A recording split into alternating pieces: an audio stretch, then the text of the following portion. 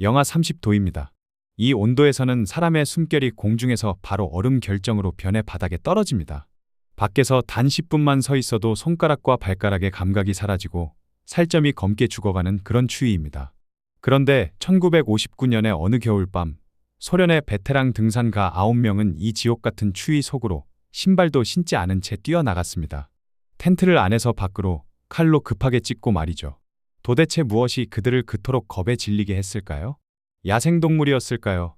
아니면 우리가 알지 못하는 초자연적인 존재였을까요?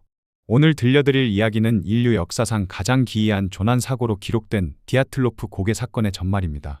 이야기의 마지막 부분에는 당시 수색대가 발견했던 차마 믿기 힘든 실제 사진 한 장을 보여드리겠습니다. 그 사진을 보고 나면 여러분은 이 사건을 완전히 다르게 보게 될 겁니다. 본론으로 들어가기 전에 좋아요 버튼을 한 번만 눌러주세요. 지금 좋아요 버튼은 저 차가운 설산 한복판에 맨발로 서 있습니다. 여러분의 클릭 한 번이 이 버튼에게 따뜻한 털신 한 켤레를 선물하는 셈입니다. 자, 이제 1959년 1월 23일 소련의 어느 기차역으로 가보겠습니다. 우랄 공과대학의 학생들과 졸업생들로 구성된 10명의 원정대가 기차역에 모였습니다. 이들의 리더는 23세의 이고르 디아틀로프였습니다. 이들은 단순한 아마추어가 아니었습니다. 당시 소련에서 가장 따기 힘들다는 3급 등산가 자격증을 눈앞에 둔 베테랑들이었죠. 기차 안은 젊음의 열기로 가득했습니다. 갓 구운 빵의 구수한 냄새가 좁은 칸을 채웠고 누군가 꺼낸 낡은 통기타 선율에 맞춰 대원들은 노래를 불렀습니다. 딱딱한 흙빵을 칼로 썰어 나눠 먹으며 그들은 곧 정복할 우랄산맥의 장엄한 풍경을 이야기했습니다. 지도 위에 빼곡하게 그려진 경로를 보며 서로의 어깨를 두드렸고 가족들에게는 2월 20일까지는 반드시 돌아오겠다는 전보를 남겼습니다. 하지만 원정 초반 한 명의 생존자가 결정되는 사건이 벌어집니다. 대원 중 한 명이었던 유리 유딘이 갑작스러운 다리 통증을 호소한 겁니다. 지병인 류머티즘이 혹한의 날씨에 터져버린 것이죠. 유리는 친구들에게 너무나 미안한 마음에 눈물을 훔치며 가방을 쌌습니다. 친구들은 유리의 등을 두드려주고 웃으며 작별 인사를 건넸습니다. 나중에 마을에서 만나 보드카 하나 한잔하자면서 말이죠. 유리는 그때 몰랐습니다. 자신을 괴롭히던 그 지독한 다리 통증이 사실은 자신을 지옥 문턱에서 끌어올린 유일한 행운이었다는 사실을요. 유리를 떠나보낸 나머지 9명은 계속해서 눈보라를 뚫고 나아갔습니다. 그리고 1월 30일 그들은 현지 원주민들이 홀라트 샤을이라고 부르는 산의 비탈에 도착했습니다. 그 이름의 뜻은 섬뜩하게도 죽음의 산이었습니다. 2월 1일 오후 5시경 기상이 최악으로 치달았습니다. 시야를 가리는 폭설과 살을 애는 듯한 강풍 속에서 리더 이고르는 결단을 내립니다. 더 아래로 내려가 숲으로 피신하는 대신 바람이 정면으로 들이치는 산비탈에 그대로 텐트를 치기로 한 것이죠. 아마도 다음 날 이른 아침부터 산을 오르기 위한 효율적인 선택이었을 겁니다.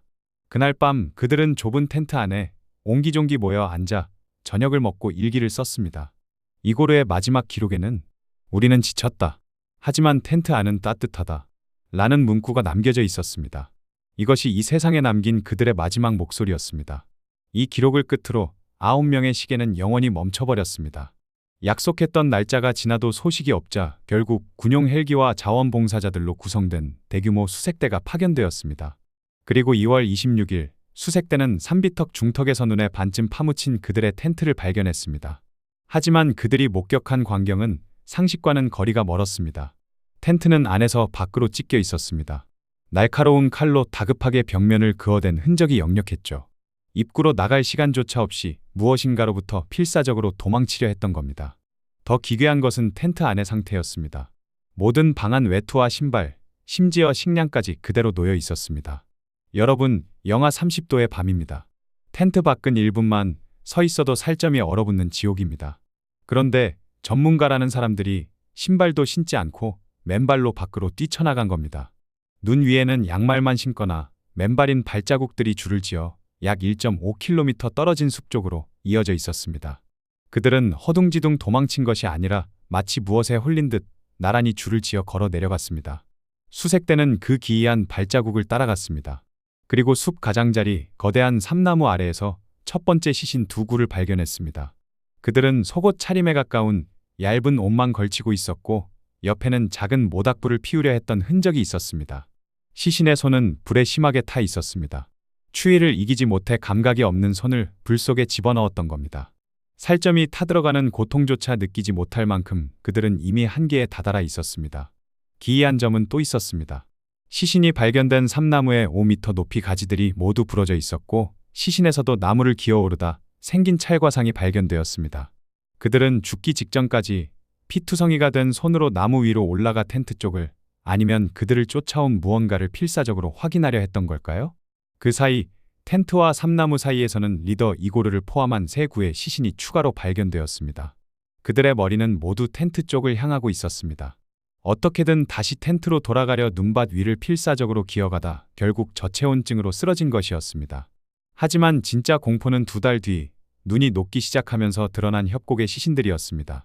나머지 4명의 시신은 깊은 협곡 눈더미 속에서 발견되었습니다. 이들의 상태는 앞선 5명과는 차원이 달랐습니다. 검시관들은 경악했습니다. 시신 중 3명의 몸은 마치 고속으로 달리는 트럭에 치인 것처럼 처참하게 부서져 있었습니다. 갈비뼈는 산산조각이 났고 두개골은 심각하게 함몰되어 있었습니다. 그런데 정말 믿을 수 없는 것은 이렇게 뼈가 으스러질 정도의 충격을 받았음에도 불구하고 그들의 피부 외관에는 멍이나 상처가 전혀 없었다는 점입니다. 의사들은 이것을 강력하고 미지적인 힘에 의한 압박이라고 설명했습니다. 그리고 류드밀라의 시신을 검시하던 의사는 차가운 한기를 느꼈습니다. 그녀의 입안에 있어야 할 혀가 뿌리째 뽑혀나가고 없었기 때문입니다. 안구 역시 사라진 상태였습니다. 다른 시신 한 구 역시 2 눈알이 사라지고 빈 구멍만 퀭하게 뚫려 있었습니다. 물론 이 훼손은 사후의 야생동물에 의해 벌어진 일일 가능성이 큽니다. 하지만 당시 현장에 있던 수색대원들에게 그것은 어떤 공포 영화보다도 끔찍한 광경이었습니다. 심지어 일부 시신의 옷에서는 정상 수치보다 훨씬 높은 방사능까지 검출되었습니다. 군 당국은 이 사건을 급하게 종결지으려 했습니다. 도대체 그날 밤 그 산에서 무슨 일이 벌어졌던 걸까요? 소련군의 비밀 무기 실험이었을까요? 아니면 원주민들의 전설 속에 나오는 괴물이었을까요? 수십 년이 지난 2021년 현대 과학은 새로운 답을 내놓았습니다. 바로 소규모 눈사태입니다. 텐트를 치기 위해 깎아낸 산비탈이 무너지며 눈덩이가 대원들을 덮쳤고 그 무게가 대원들의 뼈를 으스러뜨렸다는 것이죠. 공포에 질린 생존자들이 텐트를 찍고 탈출했지만 결국 추위를 이기지 못했다는 설명입니다.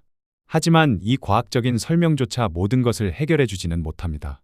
왜 전문가들이 그 위험한 곳에 텐트를 쳤는지, 왜 그들은 질서정연하게 숲으로 걸어갔는지, 그리고 방사능은 어디서 온 것인지 말이죠. 유일한 생존자였던 유리 유디는 평생을 죄책감 속에서 살았습니다. 나만 살아남았다는 생각, 나만 친구들의 마지막 순간을 지키지 못했다는 자책감이 그를 평생 괴롭혔습니다. 유리는 2013년 세상을 떠나기 직전까지 수사관의 손을 붙잡고 이렇게 되뇌었다고 합니다. 내가 신을 만나서 딱 하나만 질문할 수 있다면 그날 밤 내 친구들에게 대체 무슨 일이 있었던 건지 물어보고 싶다. 결국 1959년 소련 당국은 이 사건의 원인을 강력한 자연의 힘이라는 모호한 결론으로 덮어버렸습니다. 차가운 눈 속에 묻힌 그날의 진실은 어쩌면 저 하늘만이 알고 있을지도 모릅니다.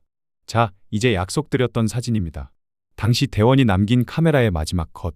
숲속 어둠 속에서 그들을 지켜보고 있던 저 검은 형체는 과연 무엇이었을까요? 흑과 백 그 사이 어디쯤에 있는 진실. 지금까지 흑백 미스테리였습니다.